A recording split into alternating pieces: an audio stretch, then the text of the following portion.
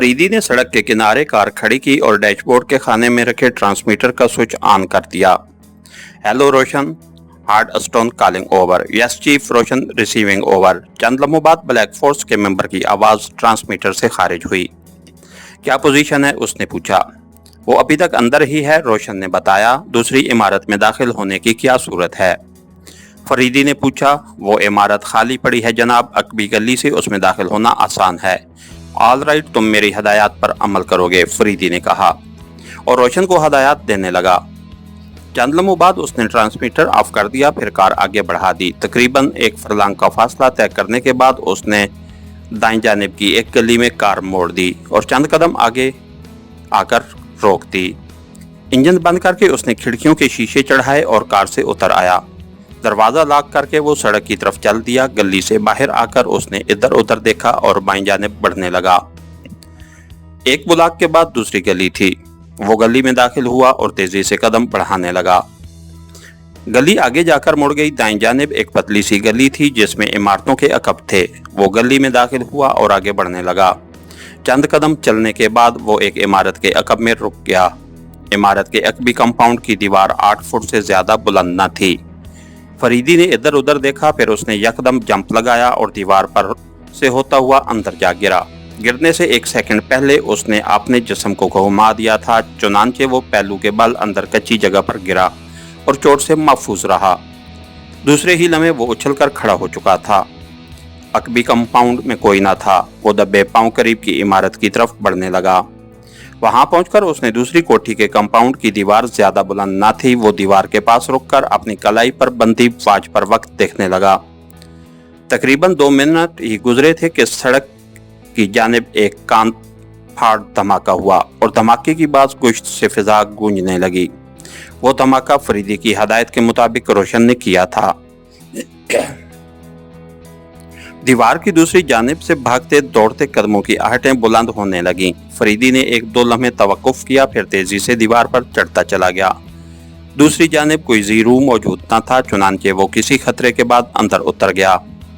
इस जानिब इमारत का पहलू था और वहां एक दरवाजा नजर आ रहा था। फरीदी जल्दी से दरवाजे की तरफ बढ़ा। वो दरवाजे के करीब पहुंचा और हैंडल घुमाकर दरवाजा खोल दिया। अंदर एक राहदारी थी। राहदारी में कोई न था। फरीदी अंदर दाखिल हुआ और दरवाजा बंद करके आगे बढ़ने लगा। उसने अपने कोट की जेब से रिवाल्वर निकालकर हाथ में पकड़ लिया था। राहदारी में वाक़या कमरों के दरवाजे बंद थे। वो एक दरवाजे पर रुका और दरवाजा खोलने के लिए हैंडल पकड़कर घुमाया। दरवाजा अंदर से बंद था। उसने की होल से आंख लगाकर अंदर झांका और चौंक पड़ा। दरवाजे के सामने दूसरी जानिब की दीवार के साथ रखी अलमारियों के पास डॉक्टर नासिर खड़ा था। वो एक अलमारी खोले कुछ तलाश कर रहा था। उसके अंदाज में तेजी थी। फरीदी ने एक लम्हा के लिए सोचा, फिर वो कमरे में दाखिल हुआ और एहतियात से दरवाजा बंद करके दबे पांव डॉक्टर की तरफ बढ़ने लगा। अभी वो निसफ फासला ही तय कर सका था कि अचानक डॉक्टर नासिर ने पलटकर उसकी तरफ देखा और उछल पड़ा। ओह, कौन हो तुम? डॉक्टर नासिर ने मुतहय्यराना लहजे में कहा। खामोशी से हाथ बुलंद करके पीछे हट जाओ, फरीदी ने सख्त लहजे में कहा। डॉक्टर नासिर उसे घूरता हुआ हाथ बुलंद करके एक जानिब हट गया। फरीदी उसे गौर से देखने लगा। डॉक्टर, तुम्हारा अधूरा फार्मूला कहाँ है? उसने सवाल किया। उसे महसूस हो रहा था कि वो डॉक्टर की आवाज पहले भी कहीं सुन चुका है।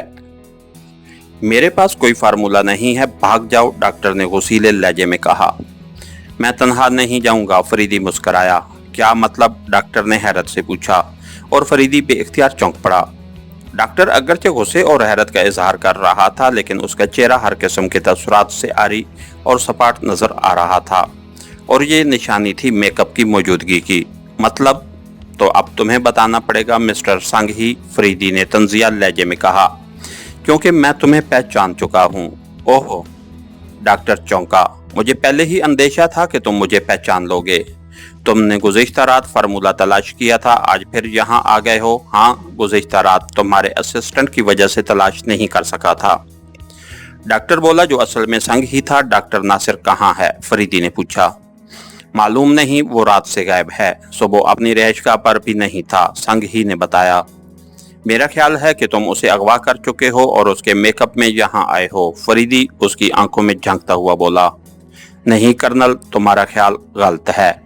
सांघी नागवार लहजे में बोला, अगर वो मेरी गिरफ्त में आ जाता तो मुझे यहाँ आने की जरूरत ही न थी। यकीनन तुम झूठ बोल रहे हो, फरीदी ने सख्त लहजे में कहा। शराफत से बता दो, तुमने डॉक्टर को कहाँ रखा हुआ है?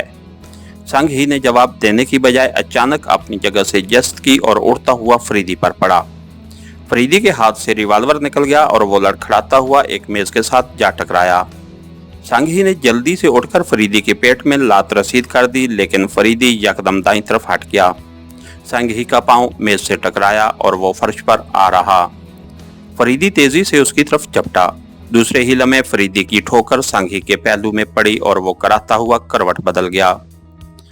फरीदी ने उछलकर उसके सीने पर पांव मारा। इस बार सांघी की दूसरी जानिब करवट बदल गया। नतीजे में फरीदी का पांव फर्श से टकराया और पूरी टांग में दर्द की लहर सी फैलती चली गई। इसी लम्हे सांघी ने पलटकर फरीदी का पांव खींच डाला। फरीदी पुश्त के बल फर्श पर आ रहा। सांघी फुर्ती से उठा और उसने दरवाजे की तरफ दौड़ लगा दी। फरीदी जल्दी से उठा और दरवाजे की तरफ चपटा। सांघी ने दरवाजा खोलने के लिए हाथ बढ़ाया ही था कि यकदम दरवाजा खुला और बाहर से किसी का उसके मुंह पर घोंसा पड़ा और वो उछलकर पुश्त के बल फर्श पर गिरता चला गया। इसके साथ ही हमारी आज की एपिसोड का इख्तिताम हुआ। कहानीकार चैनल को लाइक कीजिए, सब्सक्राइब कीजिए और बेल आइकन को प्रेस कर दीजिए ताकि हर आने वाली नई वीडियो आप तक पर वक्त पहुंच सके। शुक्रिया।